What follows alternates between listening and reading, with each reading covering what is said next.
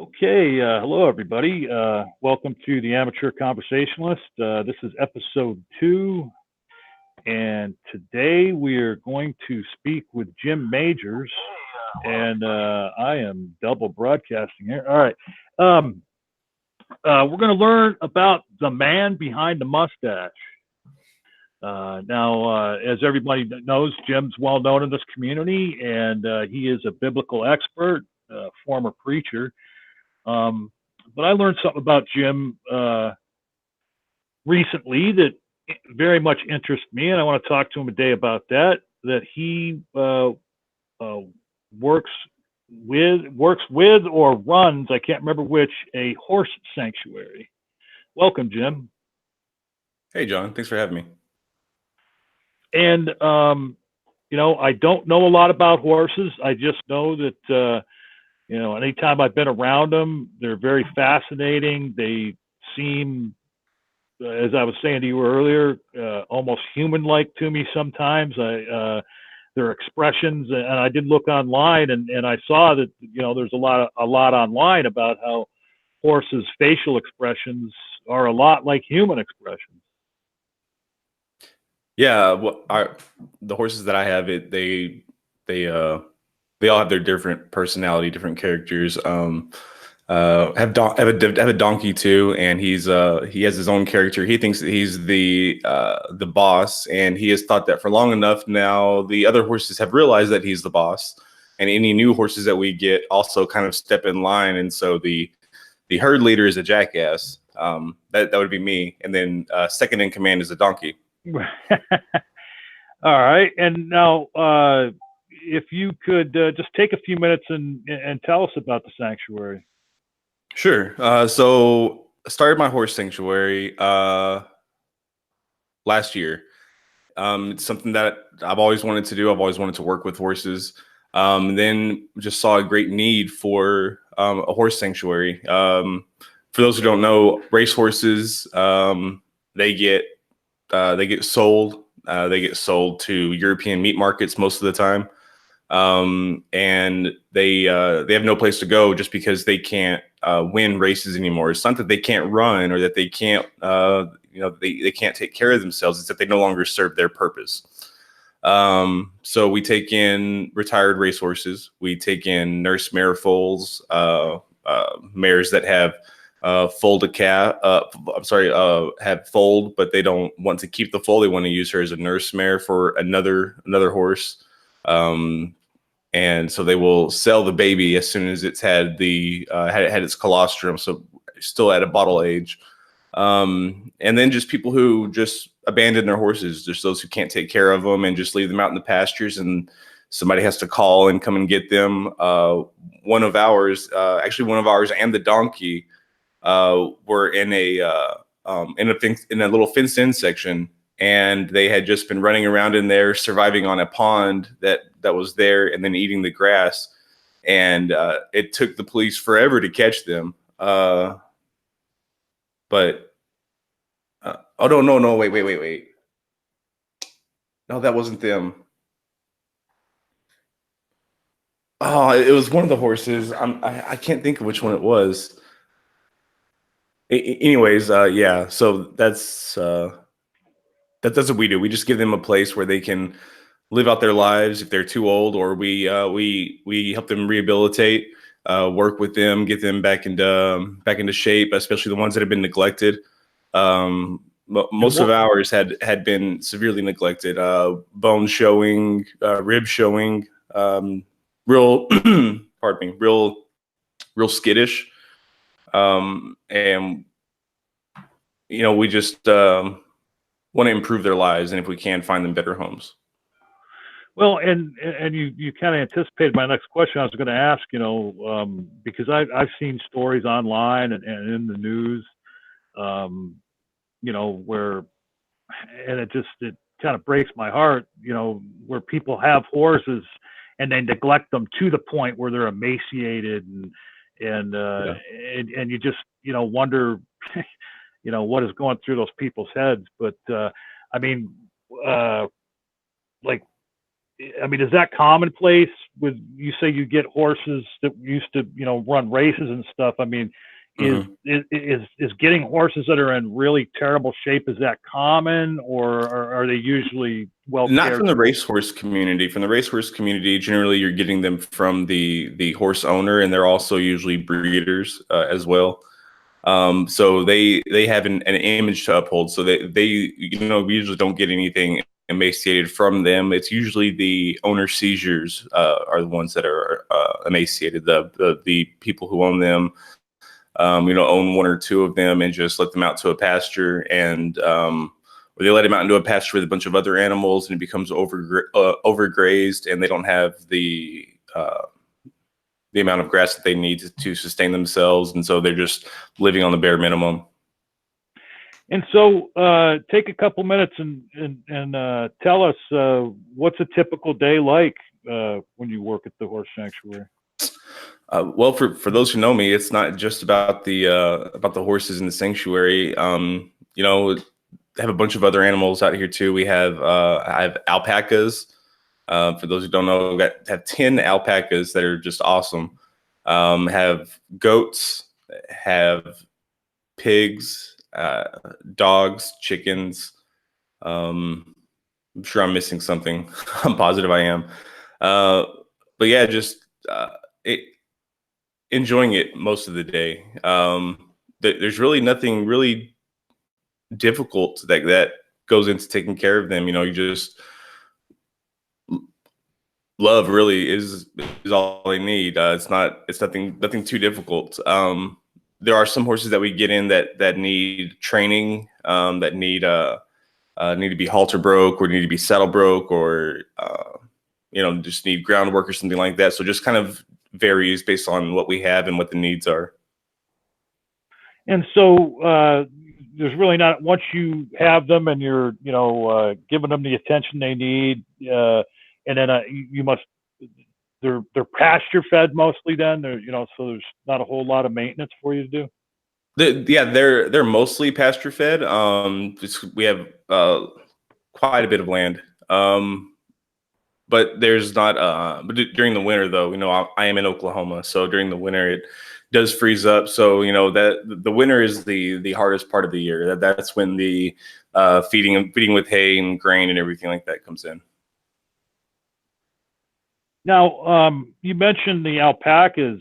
Do the do the do all the different animals on your property, do they interact with one another? Do the alpacas interact with the horses, or are they kept separate? Oh yeah, yeah. Everybody interacts with everybody. The goats with the dogs, with the pigs, with the goats, with the alpacas, with the horses. Just the chickens are really the only ones that kind of stay off to themselves. That we have a predator problem, so they usually stay in the coop. But no, all the animals love each other. They're all homies. I love too how you, when you started that statement, you said everybody in reference to the animals. Yeah, So, yeah, it's yeah, everybody. yeah. So I mean, it sounds like when it comes to the animals on your, I mean, matter of fact, I've seen you post pictures, different spots, like with your goat and with the alpacas and what have you, and it seems like that they're a part of your family, kind of. Yeah, absolutely, absolutely. The goats, the goats especially. It seems strange, but I have a Billy goat out here. His name's Lil Dicky, and he's my little buddy. He follows me around everywhere. He's always trying to steal my blunt from me. Um, he's, he's he's just a cool goat. So he steals your blunt from you. That's funny as hell. So instead of, do you have any traditional pets in your life, like dogs or cats or anything like that? Yeah, yeah. I have Uh, three dogs. I have Chief and Luna, and they are boyfriend and girlfriend. And then their oldest, or their biggest son, Odin. I have him, and I have a cat named Hitchens. And as far as traditional pets go, those are my only ones. and now, going back to the horses, now, do you ride any of the horses? Mhm. Yeah. And how long? You say you started the horse sanctuary last year, but how long have you yourself been an equestrian? Oh, I've worked with horses since I was a kid. I've got pictures of me as but before I can walk on a horse. Yeah, since I was little. I grew up on my grandpa's ranch in West Texas. Oh, okay. And is your grandpa still with us? No, he's not. He passed away a few years ago. Is the ranch still in the family? Some of it is some of my uncles had parts of it, but they had to sell quite a bit of it to pay for some debts and things like that. Now, you and I have talked many times about, like I guess, what would you term yourself? Are you a rancher? Are you a homesteader? What would you call yourself? Yeah, I believe that homesteader is a good it's a good word. Um, I try to be as self sufficient as possible. Grow vegetables. We do harvest a pig in the winter. I hunt. I fish. I do long term storage. So yeah, I guess you could call me a homesteader. I think that's accurate. Yeah. And so, what you say that you provide for, I forget what term you just used, but how Self much sufficient. self-sufficient? Yeah, that was it. So, what percentage of what you and your family consume do you think that you provide for without just going to the store and buying it? I mean, we still like our chips and our cokes and things like that, so that's kind of hard to say. But as far as like necessities go, I mean, I'm comfortable with pulling out right now. I could pull out of Walmart and the grocery store right now and just go out the back door. And your family wouldn't want for anything. You guys would stay well fed Oh, and sure they would. I don't have a Pepsi tree in the backyard or anything like that, or like a Funyun plant. But you know, yeah, I don't think Funyuns grow on trees, do they? Yeah, no, that's a shame. That's a shame. yeah, Now I know, yeah, and I know you've told me too that as far as you're not just growing vegetables and everything, but the way you described it to me one day, you can walk out into your property and there's fruit trees everywhere, and you hmm could you could just walk around and like get your breakfast or whatever as you're walking on the fly. I mean, what kind of different fruits and things are you growing? Oh wow. Let's see. Starting at the back, if you're walking from the back door, well, actually, you guys start in the front yard. In the front yard, I have cherry plums and pear trees, and you keep walking. And when you get to the back of the house, I've got another cherry plum tree in the backyard. And let's see, then an apple tree, and then three cherry trees, and then a pear tree, another pear tree, a peach tree, and then an apricot tree. I'm sorry, a peach tree and an apricot tree, and four more peach trees, and then blackberry bushes, and then so many blackberry bushes for days and days and days and days. Yeah, I wish I had more room. I would love to do that. All the trees we have on our property, no fruits at all. hmm And I've just got like three 5x9 raised beds that I'm growing in. I wish I could do more with that too, but You can do a lot with raised beds. yeah, yeah. I mean, I've got probably 20 different things going out there, and I just pulled one bed, that had a bunch of greens and stuff in it, and replanted that with some more lettuce and spinach and radishes and what have you. hmm I already harvested potatoes this year because I planted those like mid-April.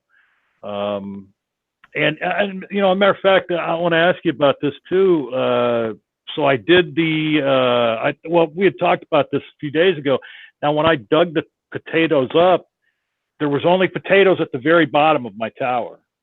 Yeah. And as I buried them, the stems were rotting further up, and I didn't get any potatoes in the additional dirt I put over them. I could have just planted them, and because I got maybe, I don't know, like 15 pounds of potatoes, just from the little 4 by 2 foot area I started them in, and then but nothing grew as I added the dirt and built the tower. I mean, you've done the potato tower before, haven't you? Yeah. I haven't done it the way that you've done it.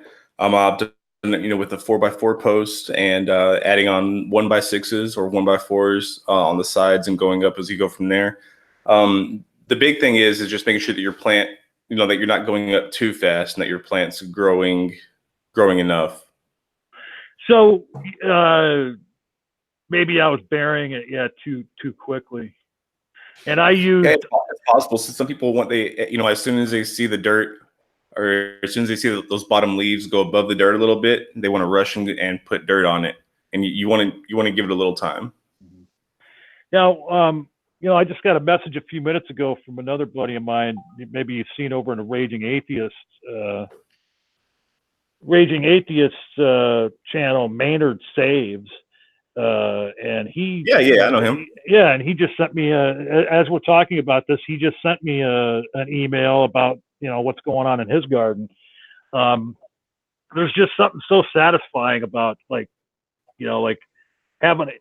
Yeah, you know what? I'm gonna have a salad for lunch today, and then just walk out into the backyard and grab a cucumber and grab some greens and a couple radishes, and then go back in the house and make it. I mean, I love being able to do that. Heck yeah, and squash, like squash and zucchini, like that. That's what's putting out in our garden right now is tomatoes, squash, zucchini, that kind of thing, and it's just overloaded. Like I'm just like I don't want to cook with squash. Like this, why did we plant so many squash plants? Like what was that all about? Yeah, I mean I've got probably 8 zucchini plants out there right now. I didn't do any winter squash this year. Half of them are the yellow and half of them are the green, and I've harvested several of those. There's a couple out there now ready to come down.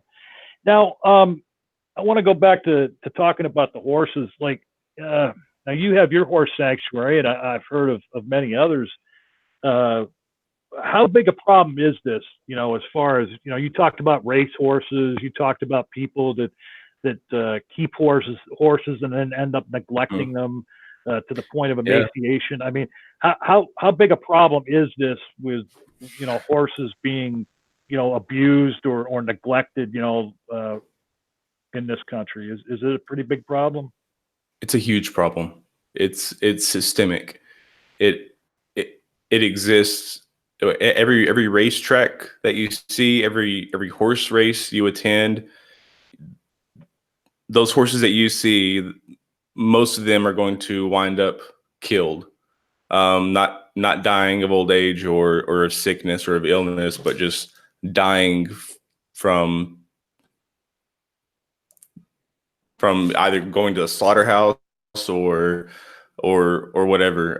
There's a lot of people who just kill them and just be done with them. And then of course, the people neglecting, there's a lot of people who get horses that think, oh, it'd be so cool to have a horse. And it is cool to have a horse and it's great to have a horse. But if you don't have the land, if you don't have the grass, if you can't get the hay in the winter, then that's it. It's really sad. It really is. There's a lot of it that goes on. It's everywhere you go, you can find kill lots. You can see these holding pens where people are waiting to bring these horses to auction, and they usually fetch about 85 cents a pound. And they'll sell them for meat in Europe. They'll ship them overseas. So now, of course, we talked before, and because of the fact that neither of us, necessarily wants to dox ourselves, we're not going to mention the name of the sanctuary or anything like that. But I'm sure that you would recommend anybody that's listening or anybody that watches this video in the future, Yes. go out in their local area and find where maybe there's a horse sanctuary near them, and perhaps donate or volunteer or their time. not even donate. Just go out there and say, hey, is there anything I can do? Can I donate some of my time? Give some love back to these horses. And loving these horses is such a hard job because it takes so much. And every horse that you get, it's another mouth, and but it's not just another mouth. It's another being. It's so donate time, your money, whatever you can, your support. That it'd be appreciated. Now, I don't know if you do this with your sanctuary, but is there, when you talk about horse sanctuaries, is there any, I don't know how to term it, is there any cross pollination between charities? Because I know that certain people have certain conditions or certain things going on in their life, being around a horse can be very therapeutic for them. So Oh I've yeah, seen, absolutely. I mean, is that something that you've looked into doing with your horses, or is it something that you know about, like from other horse sanctuaries, where maybe they're, bringing people in that need the horses as much as the horses need the people? Yeah. There's a lot of places that do that, and there's a lot of places that, and something that I've been trying to get into. It's hard to get into. It's hard to get the permits and everything for it. I'm already considered a nonprofit, but there's people who work with autistic children. There's been a lot of studies that show that it helps them calm down. It helps them. It just, I don't know. Horses change you, and that's just simply put. Horses change you. They change a person from the inside out. I don't know what it is about them, but for me, they're better than puppies. Well, you might get a little blowback on that about puppies, but Well, yeah. I'll get blowback from people who've never had a horse. Well, right.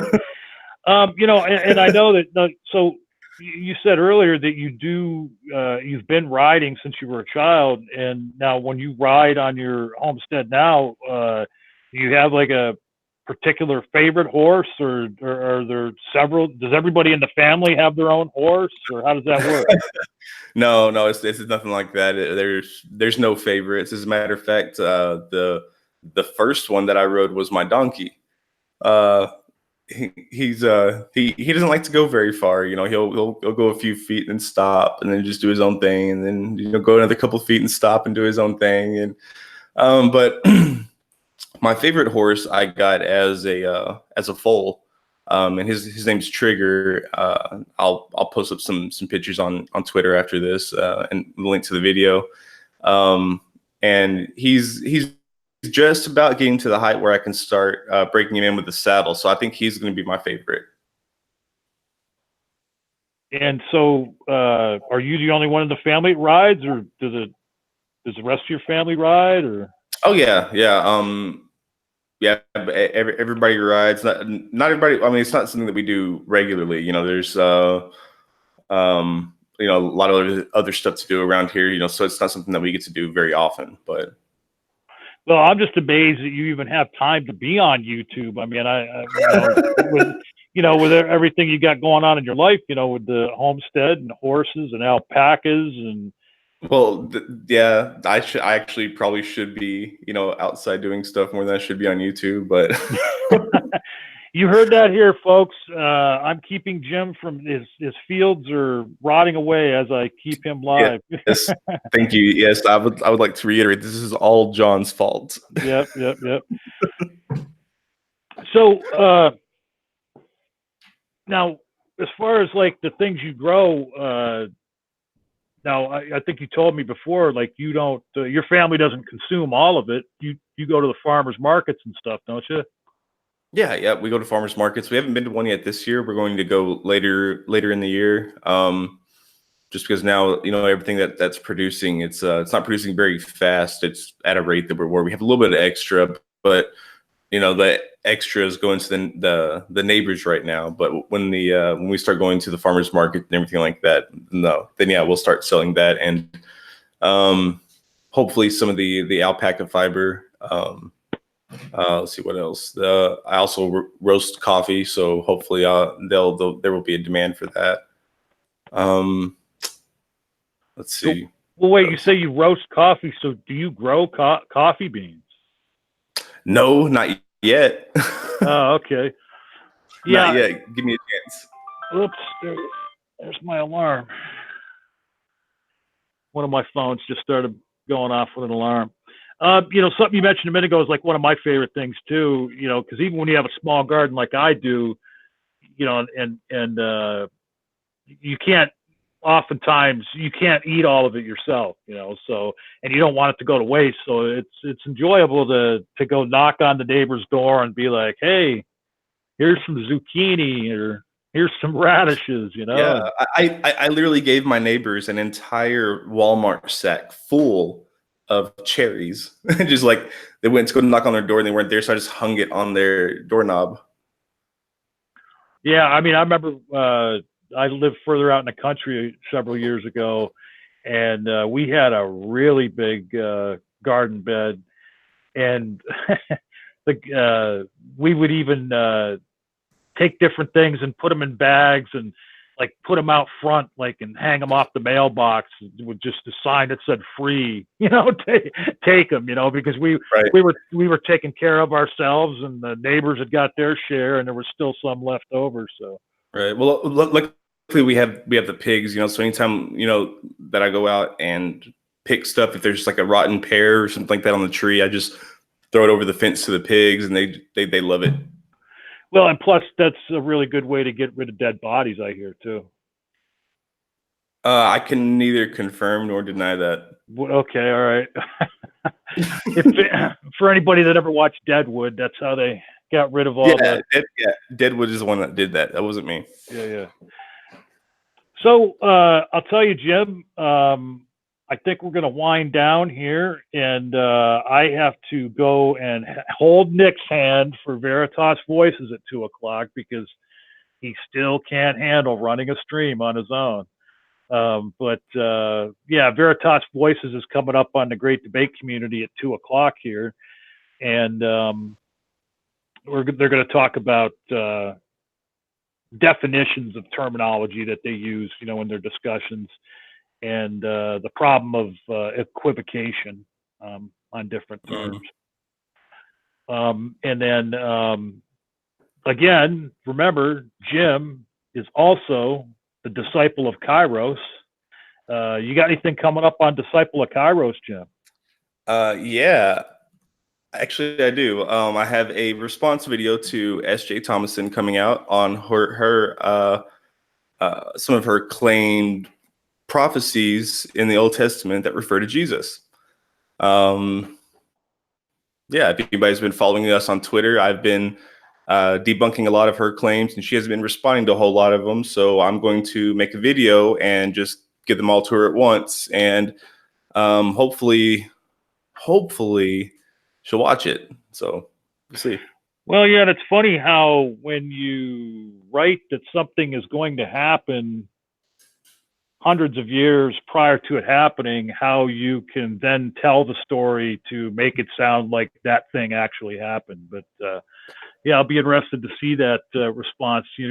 You're going after Nick Suter's arch nemesis, S.J. Thomason. Oh, So, I thought that was Kent Hovind. oh no, that was just shits and giggles the other day with No, Ken. no. I think he really likes Kent Hovind. I think he's probably gonna stay on Kent Hovind for a while.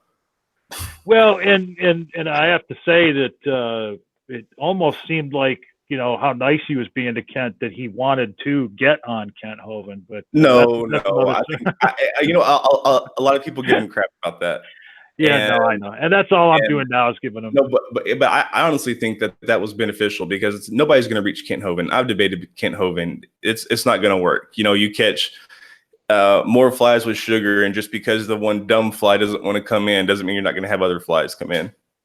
Right. I mean, and you're absolutely correct too. I mean, it never goes well, especially if you're going to be on Kent's channel. To go in there and to be an asshole to him would get you nowhere. So, Nick played it absolutely the way he should have, for sure. We're just having fun. I'm just having fun with him.